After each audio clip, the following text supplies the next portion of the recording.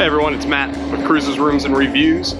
We are here on Anthem in the Seas. One of the questions I get asked, mostly by newer cruisers, but I thought this was an interesting topic anyway, is how long does it take to walk to get from the back or the stern to the front, the bow of one of these massive cruise ships? So Anthem of the Seas is a great example. It's not the largest class in the fleet, but it is a very large ship. So we thought, hey, this is a great one to test it out on.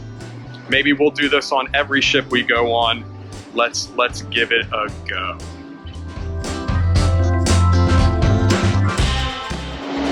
So before we get going, let's just take a view of this beautiful morning. We are on the last day of New Year's cruise. It's actually New Year's Day, 2023, and we are heading up on a beautiful day back up to Bayonne, New Jersey on Anthem. But let's get to the topic at hand. We are going to time, I don't know if you can see that or not, but I've got my iPhone timer out. We are going to do our best to try to time this and of course give you some of the sights along the way. So let's get going. All right, we're off. So there's a stairwell here. This will take you down into the Windjammer. You see people are having their breakfast down there. Up here we do have the Flow Rider and Ripcord by iFly. Two of the cooler activities on this ship.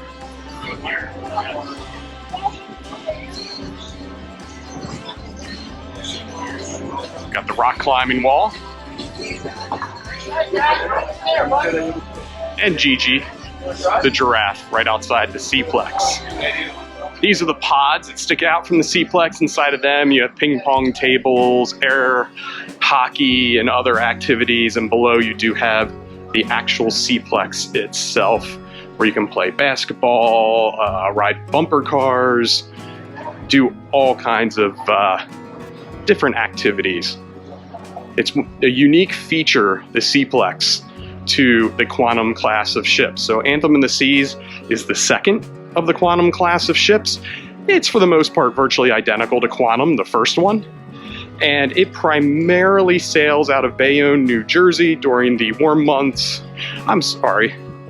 During the colder months. And then it does spend some time typically in the UK during the summertime.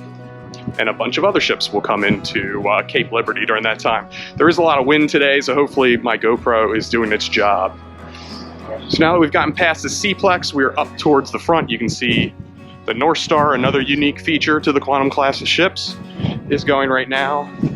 There's a kids pool. It's closed right now. Not much of a swimming day. You have a stage for the band.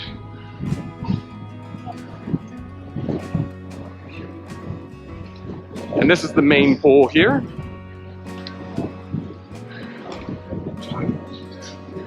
It's a good sized pool, though it is a single pool, not multiple pools, as you'll see some other ships. The Sky Bar, which sits right underneath North Star, as you can see it coming down.